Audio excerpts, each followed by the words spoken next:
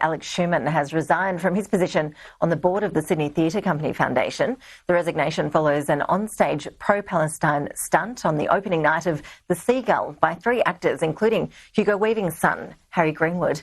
Joining us live now is the Shadow Minister for the Arts, Paul Fletcher.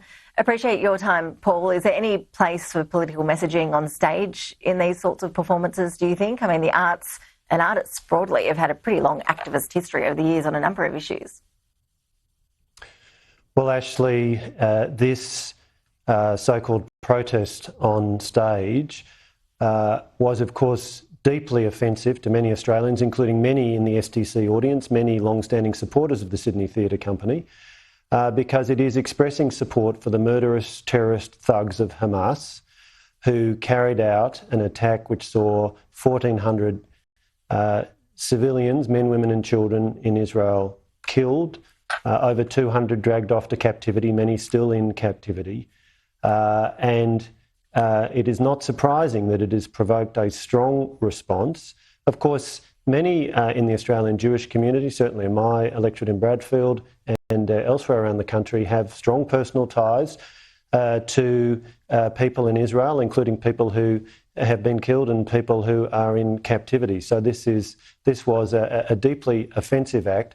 Unfortunately, it's not the first time that Hamas sympathisers have been active in the Australian arts scene. We saw that with a boycott of the Sydney Festival at the start of last year on the grounds that the Sydney Dance Company was performing a work by an Israeli choreographer and there was some sponsorship support by the Israeli embassy.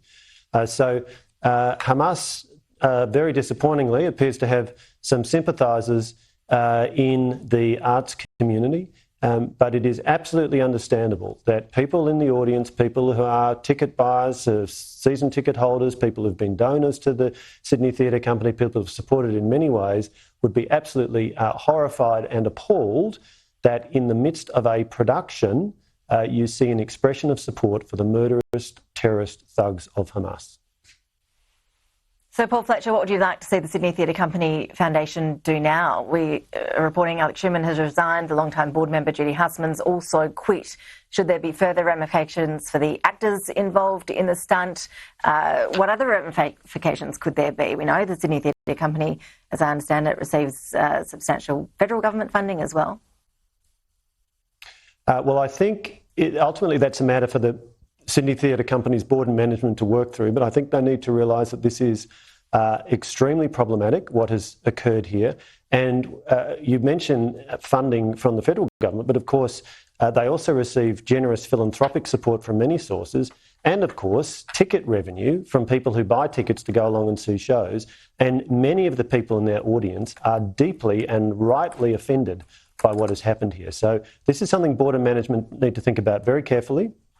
I'm not going to be giving them specific advice, but what I can say is I consider what happened was entirely inappropriate, and it is not the first time, as I've mentioned, that we've seen naive sympathisers of the murderous terrorist thugs of Hamas making their presence felt in the Australian arts community. As I've mentioned, we saw a similar thing with the Sydney Festival at the start of last year. In an article I wrote then, I called them the useful idiots of Hamas. You know, that term from Stalinist Russia used by the communists to refer to their sympathisers in other countries. And I frankly think that remains an appropriate term. Hamas is an appalling organisation, and to engage in this kind of expression of support is utterly inappropriate. And I fully support all of those who have expressed their abhorrence for what has occurred here. Paul Fletcher, appreciate your time. Thank you.